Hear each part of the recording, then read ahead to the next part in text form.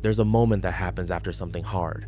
Maybe it's an argument you didn't see coming, a loss, a conversation that left you feeling hollowed out, and someone with the best intentions tells you, you just need to process it. And you nod. You say, yeah, you're right. And then you go home and you sit with it. You think about it. You replay it. You analyze every detail, every word you said, every word they said, and somehow, by the end of the night, you feel worse. That word, process, gets used constantly in conversations about emotional health, but almost nobody stops to explain what it actually means. And because of that, a lot of people are doing something that looks like processing, but is actually keeping them stuck. I've spent a lot of time thinking about how the mind and nervous system work together. And this is one of those topics where the gap between what we think we're doing and what we're actually doing is really wide. Closing that gap doesn't just make you feel better. It changes the way you move through difficult experiences entirely. So let's talk about what processing actually is. Most people, when they hear process your emotions, interpret that as think about it more carefully, understand it better, figure out what it means. And there's nothing wrong with reflection. Insight matters. But here's what most people don't realize. The nervous system doesn't speak the language of analysis. It speaks the language of sensation, of movement, of completion. When something stressful happens, your body responds. Stress hormones release, your heart rate shifts, your muscles tighten, your attention narrows. This is your nervous system doing exactly what it was designed to do. It's preparing you to respond to something that felt threatening or overwhelming. That response is a cycle, and like any cycle, it has a beginning, a middle, and an end. The problem is that most of us interrupt the cycle before it finishes. We get pulled back into everyday life. We distract ourselves. We think our way around the feeling instead of through it, and the cycle gets stuck mid-loop. Thinking about the experience doesn't complete the cycle. It just keeps it running in the background. Here's a way to picture it. Imagine a snow globe. Something shakes it and all the snow swirls up. Processing isn't about studying the snowflakes while they're suspended. It's about letting the globe go still so the snow can settle. Rumination is what happens when you keep shaking the globe. Every time you mentally revisit the event, you're adding more agitation to something that just needs time and stillness to complete.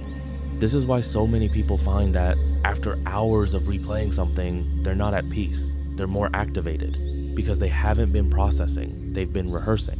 Real processing is less cognitive than most people expect. It involves the body as much as the mind, sometimes more. Your nervous system is actually doing something intelligent when you feel the urge to talk through an experience, to move your body, to cry, to sit quietly in a warm room, to exhale slowly. These aren't just coping strategies. They are literally the mechanisms through which the nervous system finishes what it started. Tears release stress hormones. Movement burns off the adrenaline that was activated but never discharged. Deep, slow breathing signals to the autonomic nervous system that the threat has passed. These are biological completions. So when someone says, I went for a long walk and I just felt better after, that's not a coincidence. The walk didn't solve anything on a logical level, but it gave the body a way to move through and discharge what was stored. Processing isn't about arriving at the perfect understanding of what happened. It's about giving the body permission to finish the cycle it started. Now, here's where a lot of people get frustrated, because sometimes you do understand what happened. You've thought about it clearly, you've talked it through with someone you trust, you genuinely get it on an intellectual level, and you still feel stuck. You still feel the same way you did before. If you've ever noticed that you understand something logically, but still feel unable to follow through or actually change the pattern, that's a really common experience, and it's not a personal failure. I made a longer video that breaks down why insight alone doesn't always lead to change, and I'll leave that link below if you want to explore that more deeply. But for now, just know this. The part of you that holds emotional memory operates differently than the part of you that forms logical understanding. And you can't talk your way out of something that wasn't talked into you in the first place. You might feel like you're doing it wrong if you don't have a breakthrough moment. Like, processing should end with some profound realization, some clarity that makes everything okay. Sometimes it does feel like that, but more often, Genuine integration is quieter than that. It's the moment where you think about the thing and it doesn't have the same charge anymore. Not because you've suppressed it, but because something in you has actually moved through it. Integration means the experience becomes part of your story without continuing to be a source of dysregulation. You can hold it without it holding you. That shift doesn't usually come from figuring it out. It comes from creating the conditions for your nervous system to complete what it needs to complete. So what does that actually look like in practice? It means slowing down instead of speeding up when you're in it. It means noticing where you feel it in your body, not just what you think about it. Tightness in your chest, heaviness in your shoulders, a held breath. These are signals that something is mid-cycle. It means allowing yourself to feel the feeling without immediately explaining it or defending against it. Not because suffering is good, but because resistance is what keeps things stuck.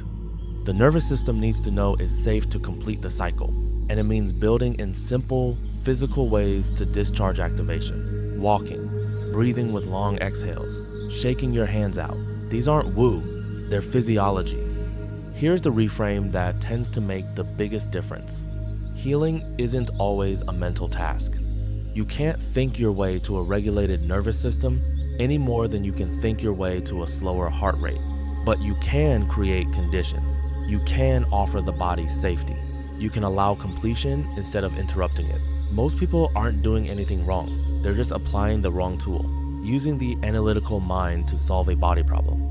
Understanding that distinction is quiet, but it's significant. It changes the question from, why can't I figure this out, to what does my system actually need right now to move through this? That's a much more useful question, and your body already knows the answer. If this landed in a way that feels useful, consider subscribing. This channel is focused on helping you understand how your mind and nervous system actually work so that clarity and stability become more available to you in everyday life, not just in theory. And if you're curious about why knowing something isn't always enough to change it, the video I mentioned is a good next step. It goes deeper into the gap between conscious insight and the patterns that live underneath it. That's linked below. Take good care of yourself.